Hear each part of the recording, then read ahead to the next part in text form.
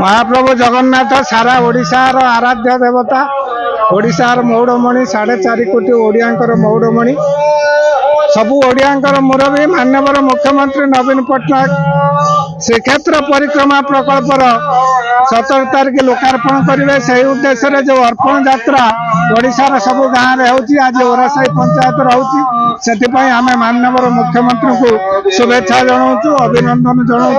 आज गाँ गंडे हजार हजार संख्यार नर नारी प्रस्तुत रही अर्पण रथ को स्वागत करने। गुआ अरुआ चाउल नड़िया समस्ते दान कर, महिला मान उल्लसित अच्छा, वृद्ध वृद्धा समस्ते जगन्नाथ को भक्ति प्रणाम कर। ये जो प्रभु जगन्नाथ संस्कृति ओडिशार संस्कृति को विश्व में परिचित करने ये जो माननीय मुख्यमंत्री कार्यक्रम ताकू आम समस्ते स्वागत करने संगे संगे माननीय मुख्यमंत्री को पुनः थे कृतज्ञता जना। मंदिर प्रकल्प में पंचायत रथ बुलूची लोक उत्साह देखिए कौन कह आज श्रीमंदिर प्रकल्प रथ बुलूची लोक बहुत उत्साहित अच्छी।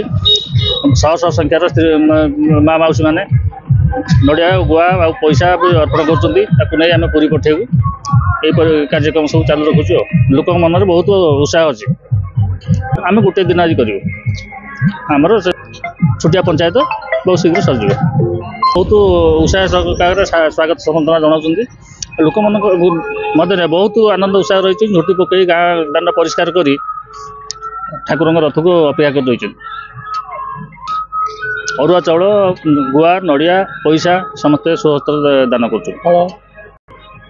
पूरी श्रीमंदिर को जीव।